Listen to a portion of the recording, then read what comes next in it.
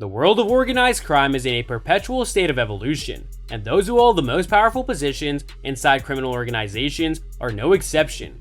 As of 2022, it is known that the leaders of numerous notorious mafia groups around the world are active and exerting influence. Commonly referred to as bosses or godfathers, these individuals wield considerable influence over illicit enterprises such as drug trafficking, extortion, and racketeering.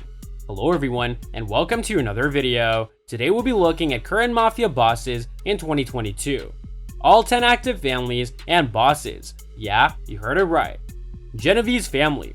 The Genovese family will undoubtedly profit from the recent publicity surrounding the Gambino family. While they're interested in low-hanging fruit, like medicines, they have a diverse income source. They have a large quantity of money invested in bookmaking and a sizable number of personnel in positions of authority who are free to act.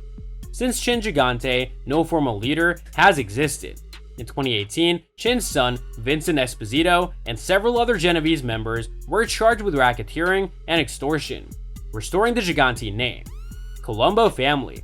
After 4 decades, with Carmine the Snake Persico behind bars, the Colombo family has supposedly turned the page. Persico, a 30-year-old prisoner who ran the organization from behind bars, passed away last year. Persico selected his son Ali Boy as his interim supervisor in a predicted yet avaricious move. Ali Boy is serving a life sentence, therefore it is only logical that he maintains his family's control. In addition to an acting commander, they have a street boss named Andrew Russo, also known as Andy Mush. Bonanno family. Currently the Bonanno family is slightly larger than the Colombos, but only one half as large as the Gambinos and the Genovese.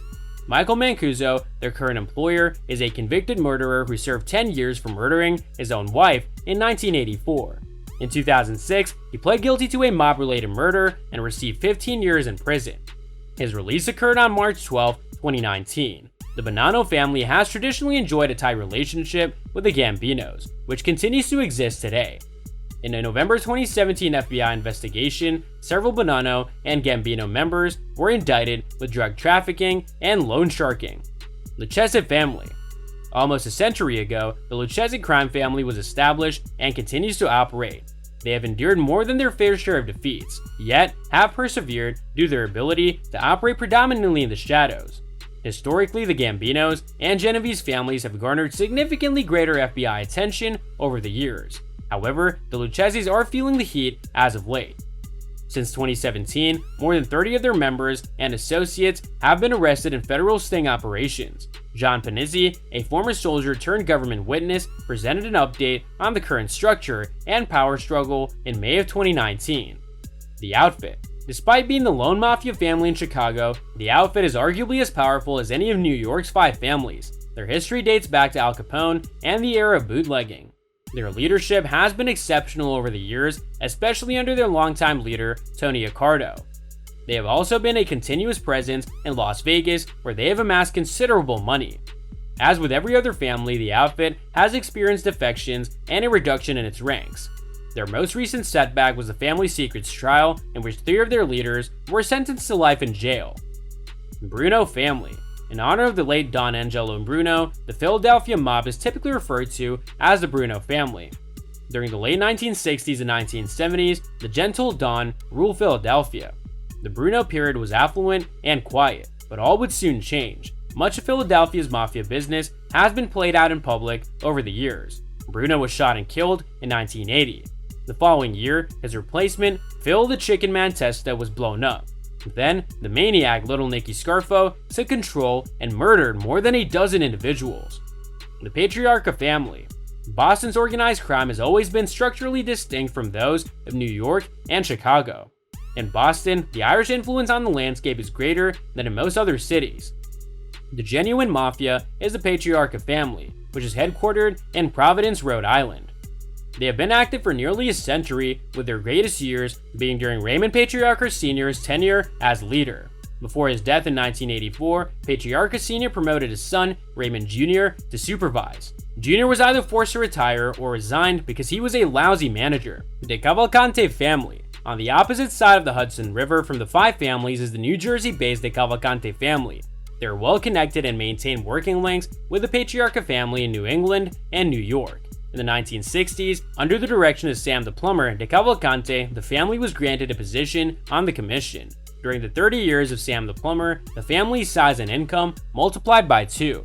In the 1980s, he was semi-retired and advising Giovanni John the Eagle Ricci, the next long-reigning dictator. Zarelli family. In Detroit, the mafia is known as the Detroit Partnership or the Zarelli family. Their ancestry may be traced back to 1908. Joe the Old Man Zarelli's 40-year reign was one of the longest ever held by a mafia boss. Before expanding into loan sharking, extortion, and narcotics, Old Man Zarelli gained his fortune on smuggling. Although Jimmy Hoffa's disappearance has never been formally explained, it is common knowledge that the Zarelli family was implicated. Hoffa was reportedly on his way to meet with Tony Giacalone, and Tony Provenzano. At the time, it brought the Zarelli family into the limelight, but their prominence was brief.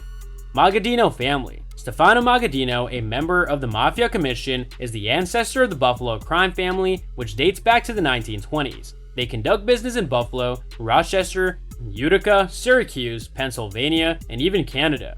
At the twilight of Magaddino's rule, the family endured major internal strife. They formerly had more than 50 made men, but only have about a dozen today. Underboss Dominic Violi was recently sentenced to 8 years in prison for cocaine trafficking. He sold an undercover officer amphetamine, PCP, and MDMA worth $400,000. So that's all from today's video. If you enjoyed it, remember to leave a like, subscribe, and ring that bell icon so that you never miss our upcoming videos. And don't forget to share your thoughts in the comments section below. Stay tuned, and we'll catch you in the next video.